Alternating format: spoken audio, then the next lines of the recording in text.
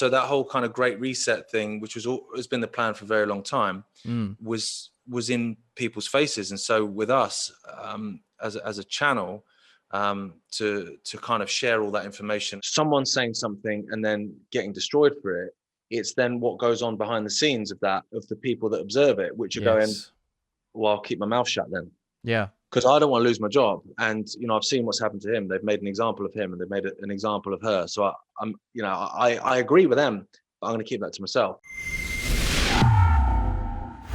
Well, politics nowadays is a pretty layered and confusing time, especially with things orientated around the World Economic Forum, what's going on in Canada, the Netherlands, and of course in our own backyard here in Britain. But I think there is some good that's come out of it. I think with alternative media and the resilience against the mainstream media and their toxic narratives, alternative media outlets have kind of sort of gone, you know what?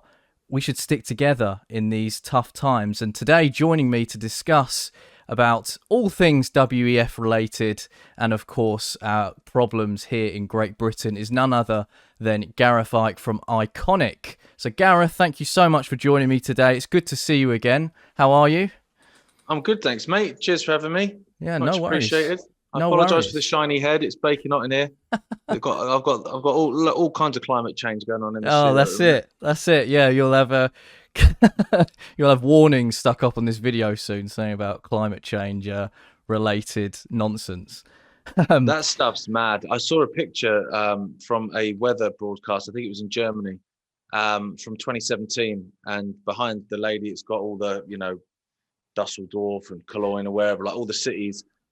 With the temperatures, and it's all green. And then there was the one from last week, and it's all red and orange, but the temperatures are exactly the same as they were in 2017. You just paint it red, and it's terrifying. Well, this is it. It's the new scare now. Now that COVID has, I say, died out. I mean, they're trying to bring it back again now with everything on the news. Do you feel that that's kind of the new narrative we're sort of echoing towards? Yeah, I think, to be honest, it's kind of, I think they try and bombard people because that has, if people can take time to breathe and think and analyze. So to take COVID, for instance, you can look at it and just realize after a bit of analysis that it's bollocks, basically. But then if while you're trying to work out that, you've got monkeypox chucked at you, and then you've got Marburg chucked at you, and then you've got climate change chucked at you. And then, oh God, bloody Putin's invaded, and all, Yeah. People don't have time to think and process, which I think is by design, really. Because if you're confused and you're kind of just running around going, I don't know what's happening, in the end, they can then offer you well, actually, listen, we've got experts. They've got experts they'll tell you what's happening. And you're like, oh, thank God for that, because I was getting so confused. And then they tell you exactly what they want you to hear. So that's what I think at the moment's about. COVID comes back. Oh no, it's not. No, it's gone a little bit. Everything's fine. You go back down the pub. Oh no, it's back. Oh shit. Oh no. Oh, have you heard this? This is kicking off in Africa, and it's disorientating. It's disorientating because I don't think it frightens people. If I'm honest, like from my experience, the last 2 years, I could probably count on one hand, and two of them being my wife's grandparents, that were frightened of COVID, that were genuinely frightened of it. There was a genuine fear there. And I kind of, I have more respect for them, really, because they're frightened. I think everyone else did what they did because they didn't want to get ear-roll grief off the neighbours if they didn't wear a mask, or, oh, I'll lose my job when I can't go football. I won't be able to go to Benidorm and all that stuff. No one went and did stuff because they were frightened that they were going to die if they didn't, So I don't think fear is a huge a factor as people think. I think a lot of it is just about confusing people to the point where they just go, oh, I'm done now. Just doing my own. Yeah. Like they're watching Donnie Darko 24 hours a day, trying to work out what the fuck's going on. I remember at the height of it, where people were almost ratting out their neighbours if they had a few more guests around. I mean, did you see any of that around your sort of area? Not in my village, right? My village was sound, and I hadn't actually lived there that long at the time. I probably lived there maybe 18 months when it kicked off. And no one went along with it in my village. Like, just no one went along with it, basically. People might stick a mask on in the shop, but apart from that, no one cared. One guy said something to my wife, and then I kicked off and went to go run down the road, and it turns out that he had special needs and probably was just terrified. And then I felt bad. Mm. But apart from that, there was nothing. The local council put some tape around the play park, which everyone just ripped down and carried on with it. I live next to, I've moved now, but at the time I lived next door to two older fellas. Like one was like 70, one was probably mid-60s. They had mates around in the garden drinking beer. So there was none of that. But I had friends that were literally one valley over, and it was horrific. Yeah, people were just ratting each other out. People were going out into their front garden to like preen their bloody hedges because there's nothing else to do. Hey, get back in your house. You've been out twice already today. Which is just embarrassing, isn't it, really? Yeah, it's embarrassing. It's almost like, the Soviet era styled, rat out your neighbors just because they think that you're a spy or, you're working for the government. It's very, very weird. So weird, yeah. But the thing is then, though, they could come under cover of darkness, the Stasi or whatever, and have you off and you never be seen again. So there was probably a genuine reason to be frightened then, whereas now, give it time. But now, what were people frightened of? That Terry across the road was going to call him a knobhead. Well, yeah. Who's Terry? Yeah. Who cares? Well, exactly. For the viewers that might not know, obviously your surname really does give it away, of course. But for the viewers that might not know about Ickonic and what you guys are about, did you want to give a brief overview on what Ickonic means, not only to you but to your viewers too? Yeah. So basically, Ickonic was launched, not long actually before the Rona. I think it was launched in the November of 2019. So the idea really was, I had the idea with my brother and I said, what I want to do is I want to do a podcast. I want to do something that's a bit more like what you're doing, like a younger, not that I'm that young with these greys, but like I've got a greys, younger mate. sort You're fine. You're fine. Looking at a lot of the people that were around at the time in the so-called alternative media, they were older blokes generally, who maybe didn't have that younger perspective in the sense that they weren't out in the pubs, they weren't on the shop floor as it were and seeing what was going on. So it was like, why don't we come up with a podcast where we can bring in that younger aspect or whatever of stuff. And because in my mind the youngsters are the ones that are being attacked, like the whole wokeist thing is attacking kids, schools and universities and stuff, and television and things that are geared towards teenagers and early 20s. But my brother basically said, well, why don't we start a TV network? He's more kind of, business minded than I am. I was very much like, well, I just thought all I needed was a mic. Like I didn't know I was going to start a bloody company. So he took the lead on that in terms of the business side of it. And then we launched, and then bang, the Rona happened. And all of a sudden that whole kind of, when you were saying stuff like, they're trying to do this, they're trying to do that. And you'd always get it back. Like, who's they then? Who are you saying? Who are you saying they? And it would almost be in an accusory way. Oh, who are you saying? Oh, the Jews, is it? And you get all that stuff. Anytime you said anything where you said they're doing this, it would be met with a lot of, accusations of being far right or being whatever. And now, obviously, in the last 2 years, they are pretty obvious who they are. They've come out. They've written a book about it. Buy it on Amazon. So that whole kind of great reset thing, which has been the plan for a very long time, was in people's faces. And so with us, as a channel, to kind of share all that information and put, a lot of the videos that are on the channel go way back. They're documentaries, some of them from like 15 years ago, which were telling people what was coming. So then, all of a sudden there was a lot of interest in that. Well, hang on, these guys have actually been saying that this was coming, and now it's coming, so that was double pronged, because you had some people that looked at that and went, oh, maybe they're onto something then, maybe we should listen. And then others that went, well, if they knew it was going to happen, they're definitely Freemasons, and he looks like a tranny. Yeah, that's it. I've heard this. I've heard that you're this sort of Freemason guy or whatever, and whatever. What do you say to comments like that? Well, I think women are more attractive than men, so I was flattered by it at first. But the best part that I heard, right, was this guy was like, look at him, and he pointed at my brother and was like, bear in mind, my brother's 6'5". I mean, he's about as tall as Courtney Love. But like, look at his wide childbirthing hips, and you can't argue.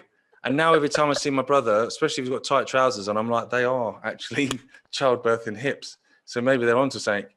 Oh dear. Yeah, you just have to laugh at it, don't you? The only thing that gave me the was this guy launched a website about how we were all Freemason and transgender and stuff. My dad's a woman. My mum's a bloke. Don't know how that works. I'm a woman. My wife's a bloke. So my kids are, I don't know what they are, like a balloon with a face painted on, I suppose. But what did me is they did put a picture up of like our kids on their website, and it was like, that's a bit too far. Bit too far now. Like, you can have a go at me. I think it's funny. Yeah. But that sort of stuff is not on really. No. But they've backpedaled on that now, though. I've noticed that recently. That Right. the Pure Truth website doesn't believe I'm a tranny anymore, but I am definitely still a Freemason. Right. So yeah. So it's a double-edged sword. You know, if you say things are going to happen and then they happen, people kind of are suspicious of that, which I suppose I get. You know, I get that to some degree. But then, yeah, the channel's just grown and grown, because what we did with it is we were, from the beginning, we're like, we're not going to have any advertising, because then you're compromised. Because if, say, with right now, you know, I get a scoop on something and it's like, you know, look, this company is doing X, Y, and Z. Oh man, what's the company name? Oh, it's our biggest sponsor. Oh, you know, you're in an awkward situation, because of course, yeah, let's expose the hell out of them. All right, well, how's everyone in the office getting paid next month? You know, so it's a difficult, and we didn't want to be put in that position. And the other thing is that we didn't want to you know, depend on donations, because again, you know, that can dry up from one month to the next. You don't know. Whereas with a subscription based model, you know, people pay for what they get, and they pay on, you know, so you know, each quarter or whatever, you know, what you've got for the next quarter to make programs with. And so far that seems to be a model that works, because like I say, we're not answerable to anyone. Apart from, I guess, the subscribers, we're answerable to them, because if we don't provide decent content, they'll clear off, you know. So yeah, you know, and the other aspect of it is entertainment, because within the alternative, we didn't think there was any entertainment. It can be quite dark, because there's a lot of dark subjects that we're talking about. And so it was a case of like, let's try and throw in a little bit of comedy, in the sense that, you know, for me personally, like doing the WhatsApp podcast, where you just laugh at this nonsense, you know. Because I just think as well, bullies hate nothing more than being laughed at. Oh yeah. You know, in the playground, if you're frightened of them, they love it. If you stand up to them, they might love it, because they might be bigger than you and they'll give you a battering. But if you just laugh at them, it disarms people, you know. And so doing that, and doing some of the other entertainment shows like The Walk and things like that, you know, it's just a little bit different. So it's a kind of a one-stop shop, really. That's the plan. But the collaboration thing that you said at the top is really important to us, and really key to us, because I've noticed over the years that, you know, the so-called alternative is very fractured. You know, people let egos get in the way, and it's kind of, oh no, he's got more subscribers than me, I'm not working for them. Whereas, you know, for us, we're all in this together. Yeah. And do you know what? I think, not in a kind of pat ourselves on the back, but if there hadn't been an alternative or a new media 2 years ago, you know, I dread to think where we'd be now. You know, in terms of how far down this tyranny line we'd be. Yeah. Because, you know, it made such a difference in like you guys in Canada, in Australia, with everything that you're doing, you know, with Avi over there, it's made such a big difference, because you've given a voice to people. And by giving a voice to people then go, oh, I'm not on my own. So I thought I was on my own, because everyone in my family thinks I'm a nutcase. And so then people can build their tribes and stuff. And yeah, credit to that. Rebel News have been great, man. Thanks, man. No, and same with you guys. It's been an absolute pleasure. And, you know, you've had me on your show, which was a brilliant experience as well. And back of a tractor as well, which was best location of any interview, mate. Back of a tractor. You like that? I did. When you popped up on screen, I was like, oh mate, he's on the back of a tractor. That's classic. It's got to be done, great, mate. Yeah. It's got to be done. Well, yeah, absolutely, yeah. And you know, it's those kind of things that I think set, you know, some channels apart. It's a case of, you know, I remember it's a Nirvana lyric, you know, the kids will eat it up if you package it properly. Yeah. And that's what the mainstream media does. They package it properly. They feed you shit, but they package it very, very well. And it's very well lit, and it's got makeup on. Yeah. And the sound's great, and it's got a good soundtrack and all that sort of stuff, but it's still shy. And then you would look at the alternative, and the alternative would just be, you know, a guy talking into a laptop. That would be as far as it would go. Because that's all, you know, all it had. So to now have, you know, people like yourself traveling to Davos, traveling to the Netherlands and stuff, and being on location and stuff, and having top quality equipment. And it's the same with this. Like, that's why we built this studio. Like, my brother came to me and was like, we've got these set builders, what kind of vibe? And I was like, think French Resistance, right? French Resistance, underground bunker, Nice. meets Sky Sports News. That's perfect. Right. Yeah, that's what we want. Yeah. That's brilliant. Fantastic. Do you get thrown the classic you're controlled opposition, all these buzzwords? I know you mentioned earlier about some of the things that people say as well. Is that another thing you guys get thrown at? Is that just like a normal... All the time, mate. Yeah. All the time. Yeah. It's mad. Yeah. But it's par for the course though for me. You know, I think stuff has bugged me in the past, don't get me wrong, especially like being at protests. Like, I've seen you at a few protests, like being at them, and then people come up to you and stick a camera in your face and go, what do you say to people that say, I'll tell them to fuck off? Like, well, they can think what they want. Like, I'm not, it's fine. I'd like to think my actions would say otherwise, but if you can believe what you want, you know, as long as I know I'm not, then I'm kind of not really bothered in terms of trying to persuade people who have gone so far down the rabbit hole that they've kind of, you know, come out their own arse. Then that's for them, really. But then, that said, you know, there will be controlled opposition out there. I have no doubt that there are people there. You know, I can't imagine, you know, people even like the World Economic Forum would not have, you know, some of its little global leaders entrenched within our movement. I don't doubt that at all. I'm sure that's the case. They just didn't like the look of me, I guess. Well, they're everywhere anyway. You can't avoid them, can you, to be honest now? No, you can't.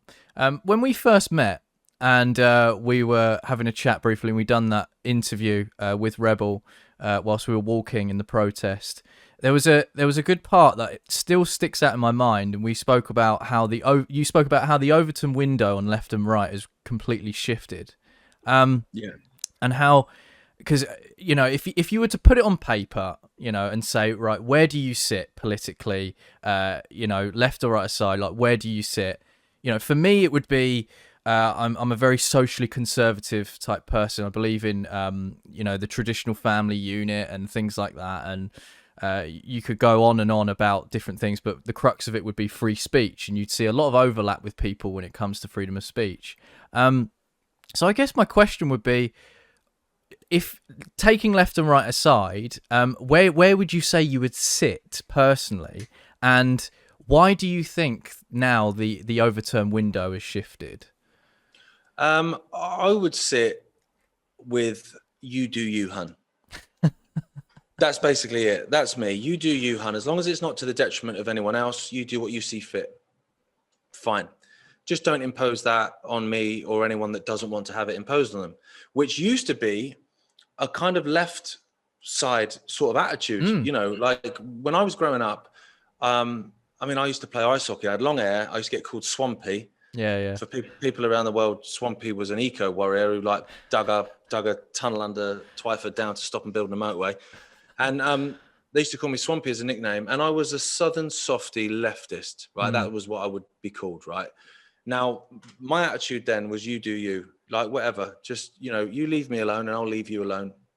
Very much, you know, the traditional family unit and things like that. But at the same time, you know, if a mate comes out to me as gay, fucking cool, man. That's great. What do you want to drink? What do you want to drink? My attitude, you know, in terms of labels, was very much like people would go, "Hi, I'm gay. I'm bisexual.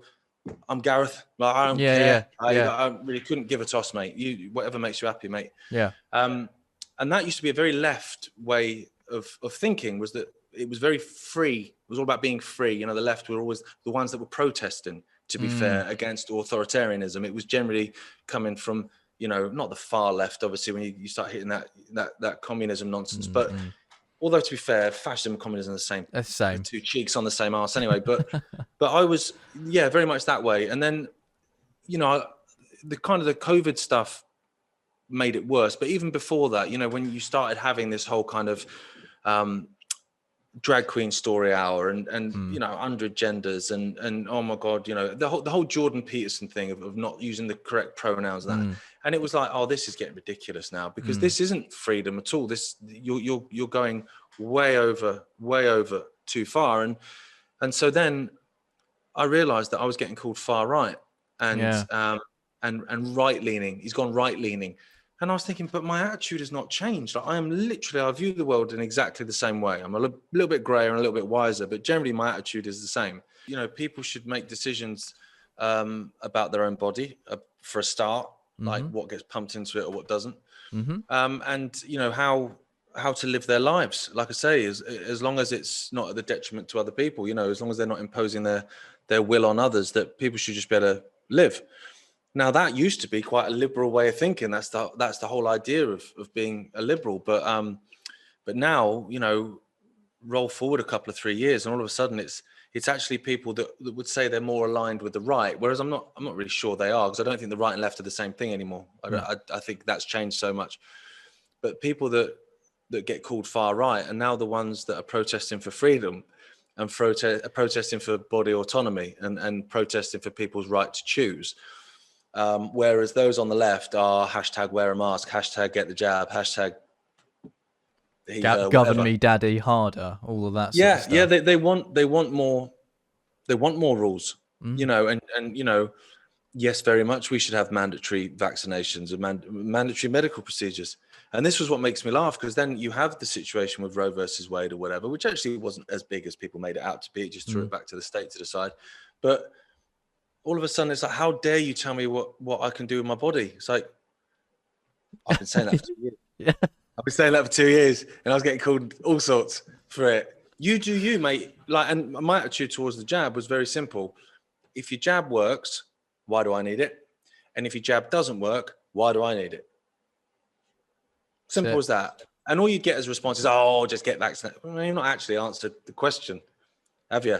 You know, but people don't want to take responsibility for themselves. And that's another thing that's happened over the last few years, that actually people that I align with more now are very much kind of, they're quite happy to take risks in their life because that's part of living.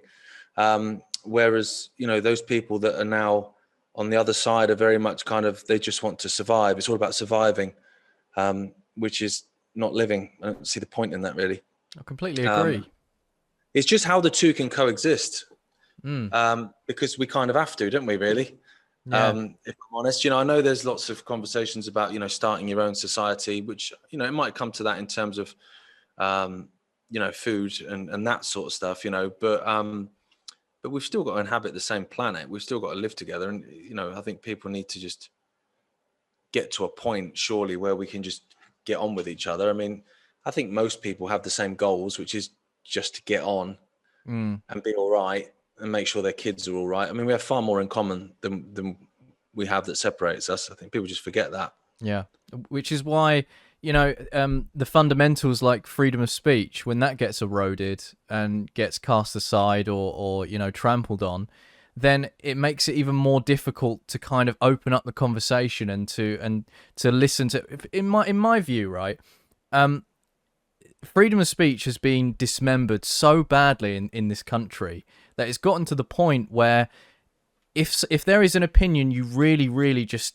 don't like, you can either just walk away, look away from the screen. I mean, that's what I tend to do if that happens.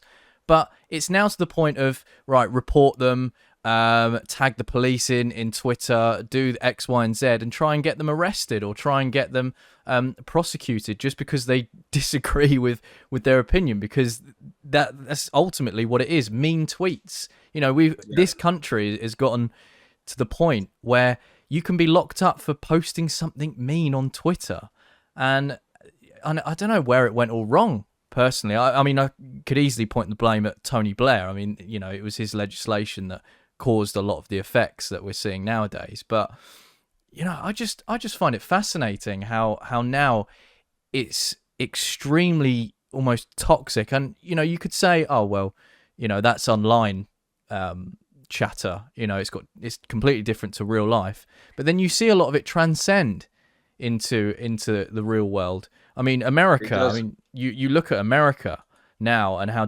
divided that place is. I mean, is it safe to say, would you say, that this country you're seeing more overlap in ideas and people sort of coming together? I mean, what do you think? Am I wrong there or right? What do you reckon?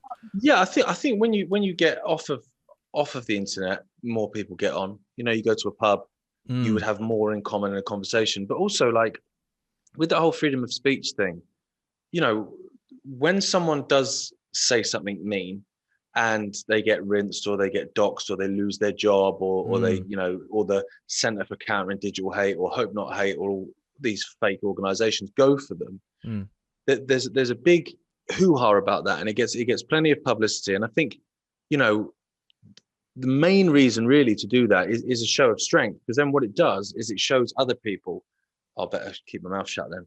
So I actually think a lot of the biggest probably assault on freedom of speech is not someone saying something and then getting destroyed for it.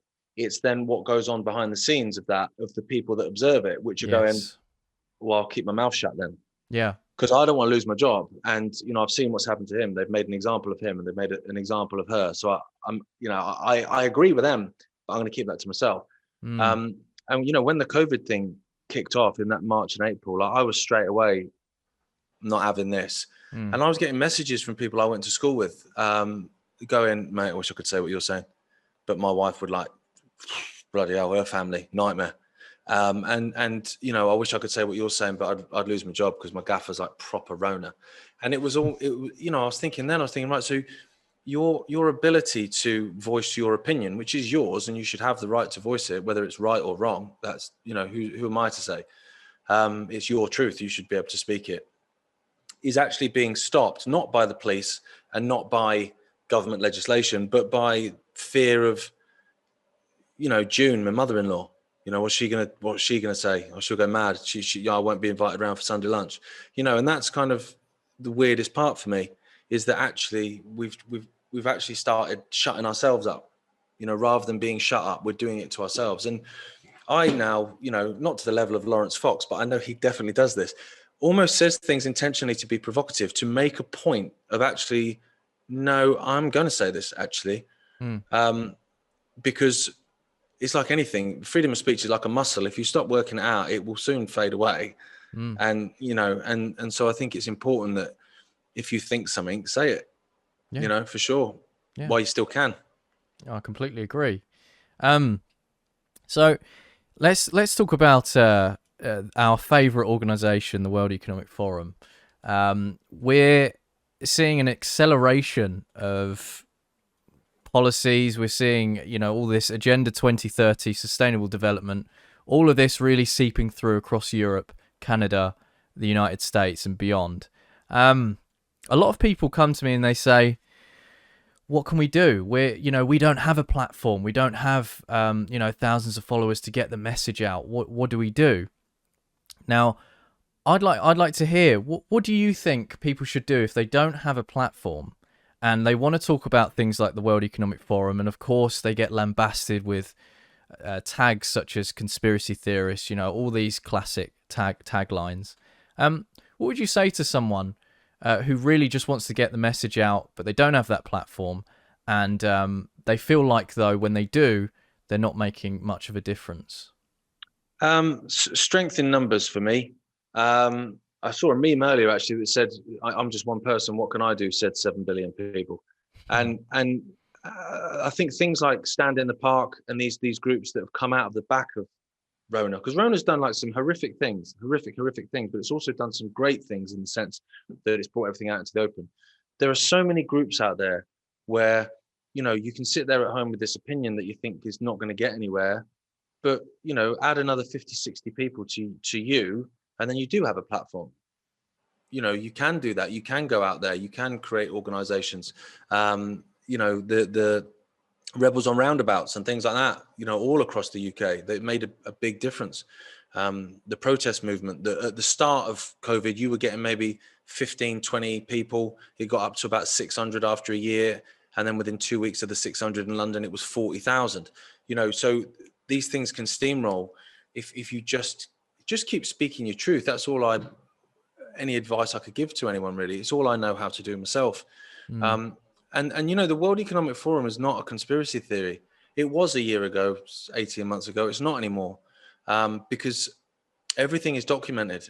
You know, I remember watching a clip of talk radio where, I can't remember who it was now, it might have been Mike Graham, whoever it was saying that the Great Reset was a conspiracy theory and it was ridiculous. And it's like, I can buy the Great Reset, COVID-19, a Great Reset. I can buy it on Amazon. Like, do you mean a conspiracy? It's literally buy it and read it. You know, he's got his name on it and everything. And so, you know, it's not that crazy anymore. You know, people talk about stuff, and I know Twitter's not real life, but all the time I see stuff now, World Economic Forum, Bill Gates, Klaus Schwab, climate hoax. These things are trending. These were not trending 2 years ago. No chance were they. Or if they were, when you clicked on them, you would have like 90% of the tweets would be, oh, the crazies are out again saying Bill Gates is blah, blah. But it's not that anymore. You know, people are actually starting to wake up and go, hang on. You know, I think towards the end of the Rona nonsense, you know, around the time of July 2021, you know, when they lifted everything, apparently, around about 80% of the population in the UK, at least at that point, knew COVID was bollocks to one degree or another. Like, I'm being lied to. But the overwhelming amount of people, you know, realize that we're being lied to. And then so when they try and come again with another one with the monkeypox, then they come again with climate, all of a sudden that kind of, well, hang on, I know I was lied to for 2 years. And these are the same people that lied to me for 2 years. This is the same guy at Davos. And all these world leaders that all acted in exactly the same way, despite apparently being separate countries and separate political parties as well, they all acted in the same way. You know, take the UK, for instance. So Boris Johnson imposes a lockdown, right? Well, what's my alternative to that? Labour. Oh, you want to lock down harder? Oh, man, what a choice. You know, and so people realised actually when it came to this and climate change, to be fair, and the Ukraine, to be fair, all these people are on the same page. And what I would do in terms of, to go back to your original question, to get people to think would be, you know, almost like they have to come up with that thought themselves. You can't just preach to people because people don't like being preached to. They don't. It's annoying. And so with people, I kind of think instead of preaching to them, just say, look, I mean, the line I was using all the way through Rona was I'd point some out and I'd go, it's weird, isn't it? Weird, isn't it? Yeah. And the amount of people go, well, yeah, it is weird, isn't it? Yeah. I wonder why they're doing that. It's weird that they're doing it, isn't it? And then you just walk off. And I remember doing it right at the start to a guy at a burrito stand in Derby. I just said a couple of things to him and I was like, it's weird, isn't it? And he was like, hi, boss, that is weird. And then next time I'd go back, he was saying to me, so have you heard this? And I go, yeah, that's weird as well, isn't it? And in the end, like by the end of that kind of summer period, he was totally, no, this is bullshit. And, you know, he went away and came up with those thoughts on his own. All I said to him was, that's weird, isn't it? I didn't preach anything to him. But when it comes to the World Economic Forum, it's a doddle because you can literally pinpoint all these people. They openly admit it. He admits that he's got Trudeau in positions. You know, you've got Jacinda over in New Zealand. Every single, like in the UK now, who have we got? We've got a battle for the prime ministership between two World Economic Forum people. You know, it's literally everywhere. Yeah. And so it's really easy to do. And another thing I used to do as well was whenever someone would, a scientist or a professor or a psychologist or a head of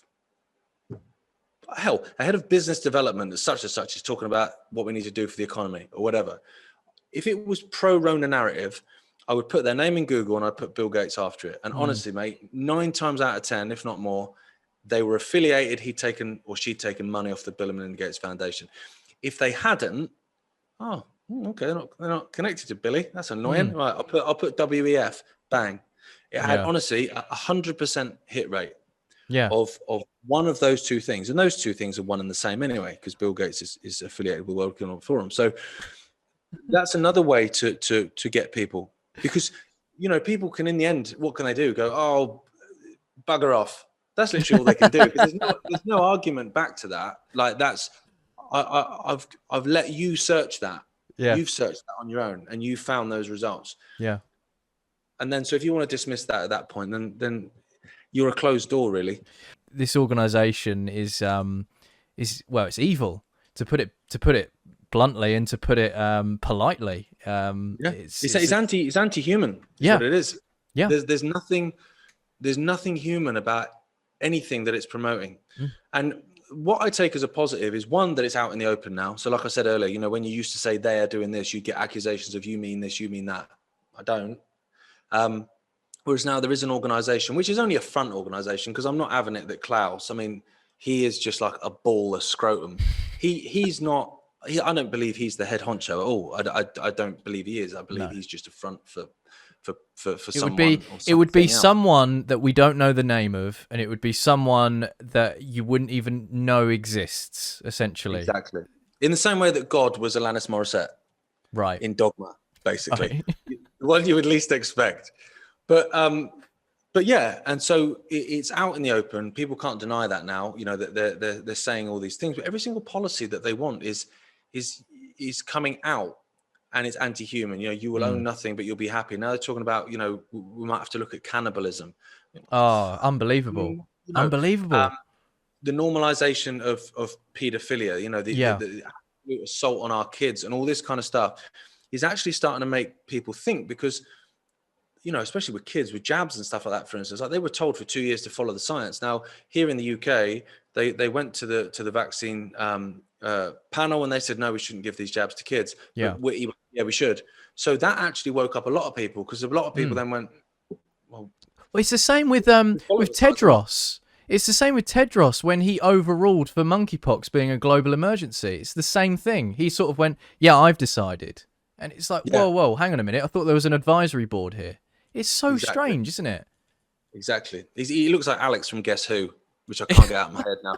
But when Tedros says I've decided, he means Bill Gates has decided, and whoever owns Bill Gates, you know, the Rockefeller Foundation has decided. Oh, yeah. And, you know, that's what they mean, because, you know, if you look at the background of Tedros, one, he's not a doctor for a start, but, you know, the covering up cholera epidemics in Ethiopia probably wouldn't trust someone like that.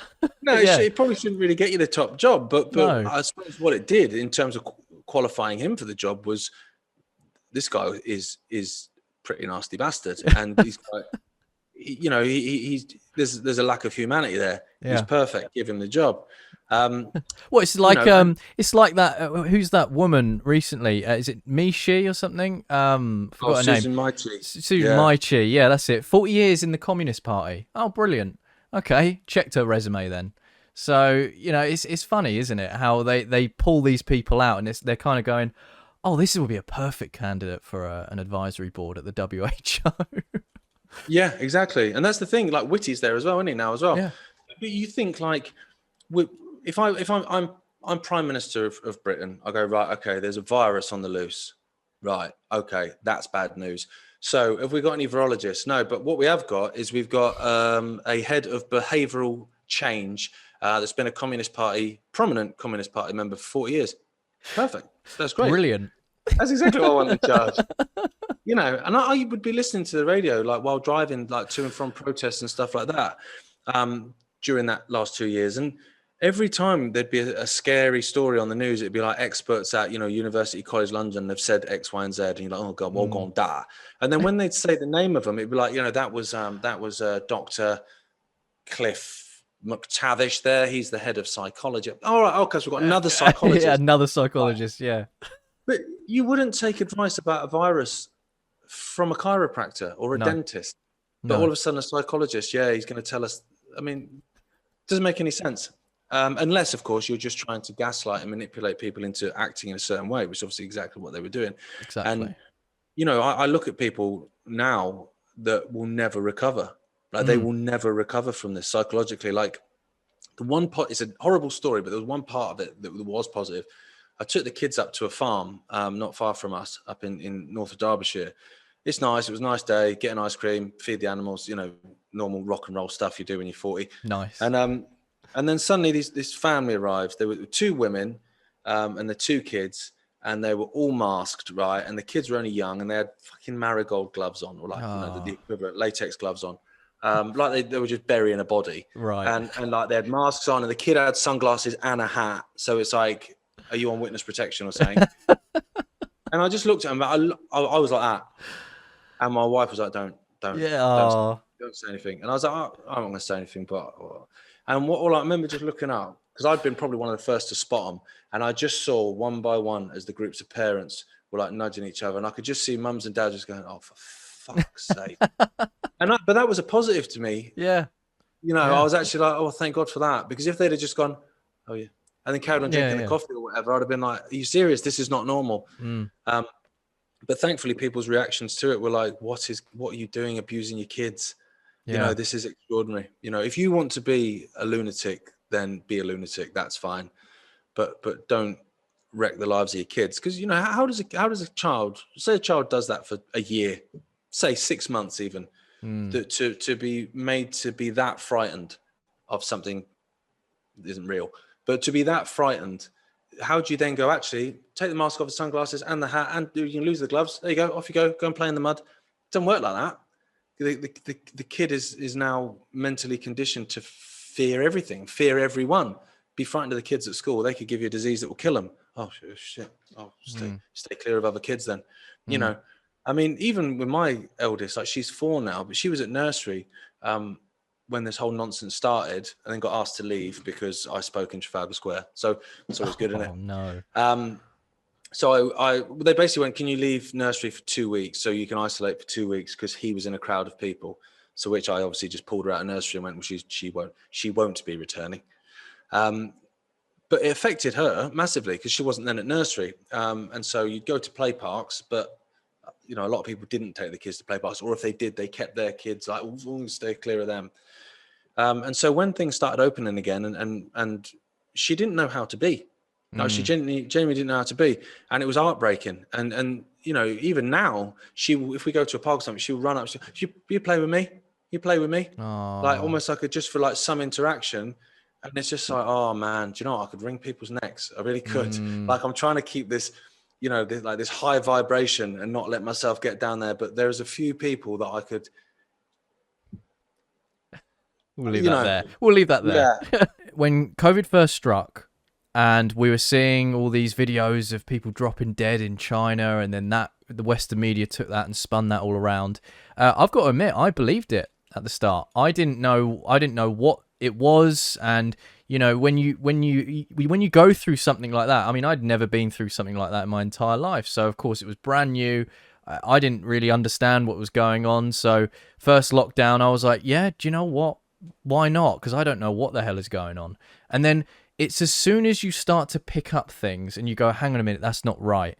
And then you feel duped and you feel like you've been completely conned. I think that's what woke a lot of people up. I think mine was when they were recording the deaths and they said, right, if you get COVID, you get discharged, and then 28 days later after, and you get hit by a car or you fall off a ladder, or, you know, whatever happens to you that's, you know, not to do with COVID, that's down to a COVID death.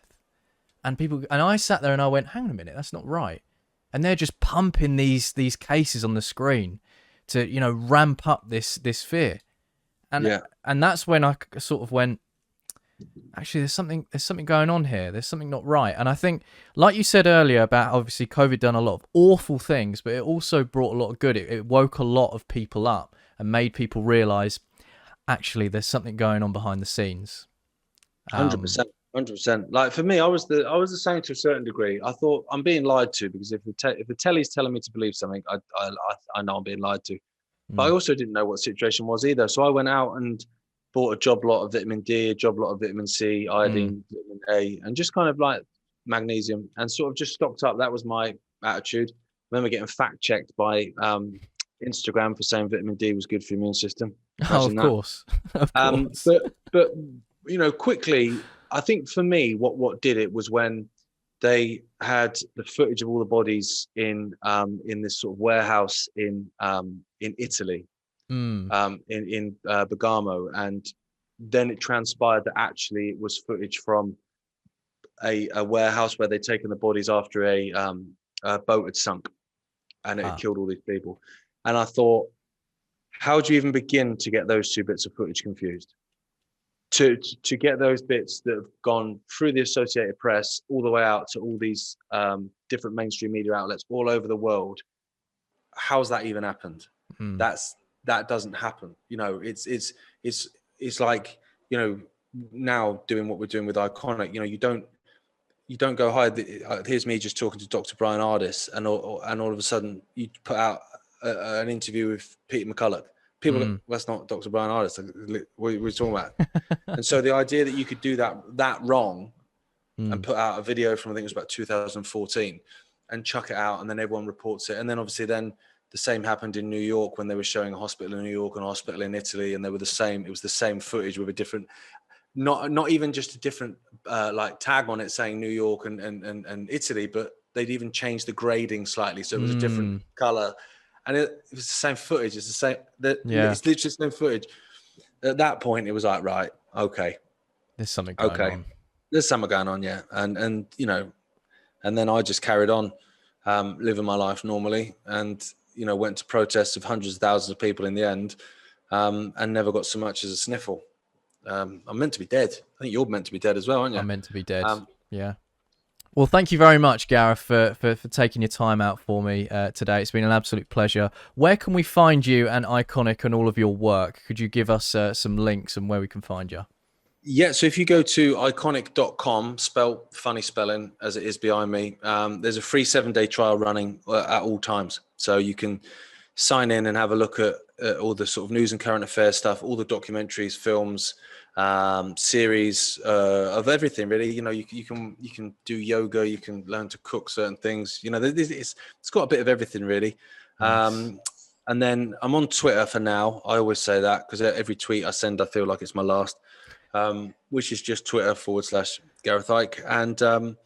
And then there's GarethIcke.com, which was a music page when I used to be a musician, which I haven't been for like 2 years. But I felt like there were more pressing matters than writing music, to be honest. But my wife goes away actually for nearly 2 weeks on Tuesday, back to the Isle of Wight with the kids. And obviously I've got to work. So I'm like, going to pick the guitar up actually. I'm going to start doing it again. I might do an open mic or something in the area just to sort of get my teeth back into it. But let me know.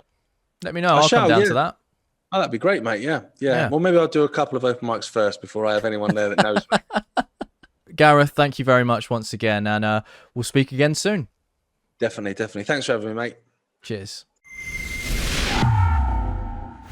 If you enjoy my boots on the ground, honest journalism over at Rebel News, you can now help support me over at ukreporters.co.uk, where you can go there, you can see all of my reports in the past, and of course you can chip in to help expand the UK correspondence for Rebel News. Thank you very much.